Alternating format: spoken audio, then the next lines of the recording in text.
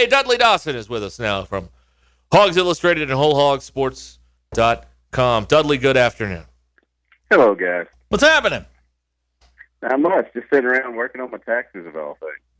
Well, we're happy to give you a brief break from that excitement. It's going to be a happy tax season because I love tax season. It's one of my favorites. It's looking good so far. Good. We like to hear that. Good. That's good. What's your read on Pro Day? Who helped themselves? Things like that from your takeaways from it all today over there. Well, got to be honest, I didn't make it over there, but I have talked to a bunch of people who were there, and I think that a lot of people, how to put this, they are who we knew they were. I think obviously 30 teams were in and got a chance to look at them close up, and obviously some of them got to go to the combine and get a good look. But the fringe guys that weren't at the combine had the opportunity to kind of impress. Buster Brown, because of his interception, I think was highlighted. You've got some other guys over there with Ridge Ray and Trey Williams and those guys who, are there on the cusp of being coveted, and there's a fine line in not being coveted if you've had any problems off the field and stuff. So it's a great opportunity for these kids, but don't know if it moves the needle too much. The news of the day is that Traylon Burks didn't run the 40. Now, you and I were exchanging texts earlier. You don't think it's a big deal because teams pretty much have their board up and he's on it. Yeah, I think he's going 20 to 30 somewhere in there, and I think that's where he was going to go at the start of the year. It was where he was going to go if he had a fantastic year, and probably where he was going to go if he didn't have a good year. And obviously, you can factor in some injuries and all that. But I think he's got a pretty good idea from talking to some people around him where he is going to go. Do you want to put yourself out there, and or do you want to take what you've got and move on? And I think, as you and I have talked about, this kid who almost went to Henderson State. Mm-hmm. I don't know if a lot of people know that he didn't want to get that far away from home. He certainly matured and gotten used to being away from home during his years up here. But he's not the guy that's going to bring a lot of attention to himself. We have a few of those around here, but he's not one of them. Biggest reward in drafting him and the biggest risk? Well, he's a playmaker, and that anytime the ball gets anywhere near him, it's going to be caught because of those rather large hands and because he's just an excellent football player. But I'd be foolish to say that NFL teams are not looking at the injuries he has had over the course of his time here. He's always battled through it, but there's always been something nagging him.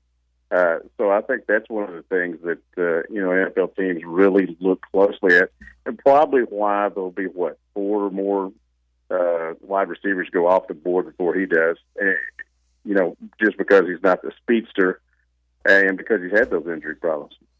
It's interesting. We're talking with Dudley Dawson here from Hawgs Illustrated and WholeHogSports.com. We'll go to basketball now, and is it oversimplified that Audie's Tony was the key to everything they were doing defensively in this long run of wins here? And how much it doesn't look like you're going to have him in Tampa this week, but they've got 3 or 4 days, as Musk talked about yesterday, to tinker with the rotations. Yeah, he certainly was a big factor defensively, and to be honest, early on offensively, he was a big one, and he opened up a lot of other things with his cutting ability in the lane, able to get some points there, but it also cleared out some things for the other guys. I myself wouldn't play him this weekend if you're walking around in a boot and your intention is to go as far in the NCAA tournament as it is, not the SEC tournament. I would try to get away with not playing him this weekend. But it is clear that he was a very focal point, both offensively and defensively, in pushing that team to where it got to during that stretch of, I guess, winning 14 of 16. But again, if he is that important, I wouldn't mess around with it this weekend. I know it's a 14-team tournament, but I think they got the better half of the draw here. There's a lot of teams on the other side, Kentucky and Tennessee being the two chief offenders, and Alabama, that you look at and you go, okay, those are really tough outs. I mean, it's Auburn on their side and LSU maybe. Yeah, I agree. I would be surprised if anybody else comes out of there to play Arkansas. Obviously, they beat LSU twice. One of them was very close. The other one, I think LSU got to realize during that game they weren't as good as they thought they were.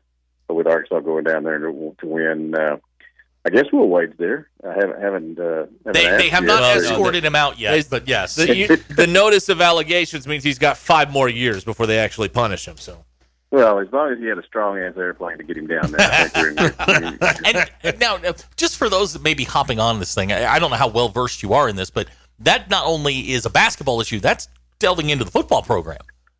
Oh, yeah, absolutely. And that's not stunning, is it? No. No, we can't say we're surprised by that, no.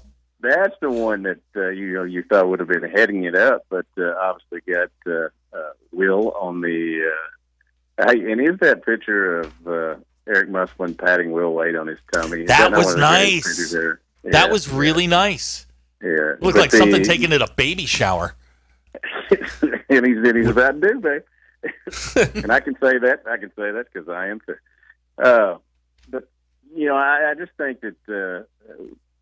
LSU is going to come into that very fired up. You've Zeb Jasper, y'all been talking about it for a couple of days. He seems very interested in playing Arkansas, and all that disrespect that Arkansas showed his team. I guess the disrespect was beating them because they went and stomped out on the logo and all that. Hey, if you want to stomp on the logo, that's fine. But when you get beat, you should shut up. Dudley, that sounds like an Auburn team that's trying to manufacture a reason to be excited about the SEC tournament. Absolutely, I agree with you totally. They're going to be at least one guy there. Yeah, they're going to be a. He talked about Coach Pearl talking about the revenge tour. That seems like he's made that up because look, they're the 1 seed in this tournament. They're probably a 2 seed in the real tournament. Talk about lacking motivation. That is the Auburn Tigers right now, and it's one of those deals where if Auburn is so caught up. With Arkansas living in their head rent-free, they could get upset on Friday afternoon by Florida or Texas A&M. Maybe. Yeah, that would be interesting. Yeah, I do think that no matter how good, and I have some friends who are Auburn friends, that are Auburn fans, I should say. But let's be honest, y'all can win the SEC League Championship. You can win the tournaments. You can go to the NCAA and get to the Elite Eight. You're still going to be number 2 in that state. Even if you're better in basketball, you're still number 2. Hey, well, that's what Alabama did last year. They won the SEC tournament, they won the regular season title, and then nothing in the NCAA tournament, right? Right, but it's having put a daughter through Alabama. Wait a minute! So what? Whoa! Wait! Yeah. Whoa! Back up! What? Yes. My stepdaughter Camille went to Alabama, so I paid for football tickets and all kinds of things down there. So I think I count as a booster. Yeah, you do. Yeah. Dudley, she was a hostage, right? She didn't go of her own free will. Oh, now you got to remember she grew up in Atlanta, Georgia. So all right. Yeah, she was. Her mind was polluted as a child. This is not one of the 2 eyes of conception.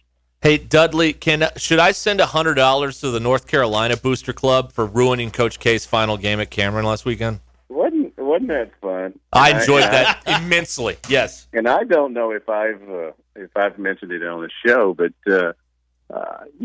great respect for what he's done over the years. But he was a Richard to me throughout the AAU tournaments and stuff, and so I was really pleased with how he went out there and. Loved that he had to go out. They had it scheduled where he'd go out and talk because they had no thoughts they were going to lose. No, that was just a lot of fun. I thought it was the perfect evening. The perfect evening. You have all these plans, and say what you will. When they closed Barnhill, Arkansas at least won the game. Just saying. Hey, and is there anything better than them showing shots of Christian Laettner with them down 10 late? Oh, it was great. Loved it. Hey, Arkansas got a couple of commits this week. They got an edge rusher who's it was a 3-star out of Texas, and they got a defensive end that we don't know a ton about from Georgia Tech. Yeah, Jordan Dominic. I've certainly watched some film on him, and he certainly has a chance to come in and really help them. Number one, because he's played a lot of Power 5 games. His rush percentage, all these analytics that I don't understand too much, but his rush percentage in getting pressure on the quarterback was number 8 among defensive ends in Power 5 conferences last year. So that's better than, just pulling somebody up out of the gutter here. So I think he's got a shot. He's 6'4", 253. And then Carson Dean is a kid I really like, the 2023 guy, who is right out of that vein of the rush edge thing too. That's become certainly the prime position to go get you some money, both here in college now and the NFL. So I think that was a good deal for him. And then obviously you got Darius Hodges, who's one from Tulane, who's been their best rush guy down there that's coming in this weekend, 6'1", 280. But here's the thing: there's a really good reason that they're going out trying to find these rush guys, is because they finished 13th out of 14th in the SEC last year in terms of sacks. They had 24. The only team that did not have more sacks than Arkansas was Vanderbilt, who had a measly 9. And they're losing a lot of pieces there too. Yeah. Like they had a pretty good defensive line, and and I think it's only 7 total sacks coming back from the people coming back. So, wow. Dudley Dawson, our guest here. Sounds like a column that might be in the paper tomorrow. It could be. No way! Get out of town. Check it out. All right, Dudley Dawson with us tonight. It's tonight, right? Another event. Basketball fever or baseball fever at the Grove. Connor Nolan, obviously Arkansas's Friday night pitcher so far, opening day pitcher, will be there, and Peyton Stovall, who I'm looking forward to talking to. I've always told him if his last name had been Peyton Dawson, he would have taken the $2 million that the teams were offering. But I know that Arkansas fans are happy, and I'm sure he's going to start hitting a lot better down the line, because he was he was right there as a first round pick last year. Doors open here in a little bit. Players start at 7, and Dudley's on stage asking the questions tonight at the Grove in Lowell. All right. The only time I'm allowed on a comedy stage. That's a good point. I think most of us, it'd be the only time we'd be allowed on a comedy stage. Thank you, Dudley. You bet. Anytime. Dudley Dawson, Hawgs Illustrated, and tonight at the Grove with Connor Nolan and Peyton. Football might be over this season, but basketball is in full steam for both pros and college hoops. For all the latest odds, totals, player performance props, to where the next fired coach is going to land, BetOnline is the #1 spot for all your sports betting needs. Head over to the website or use your mobile device to sign up today and receive your 50% welcome bonus on your first deposit. Use our promo code BELIEVE to get started. That's promo code BLEAV.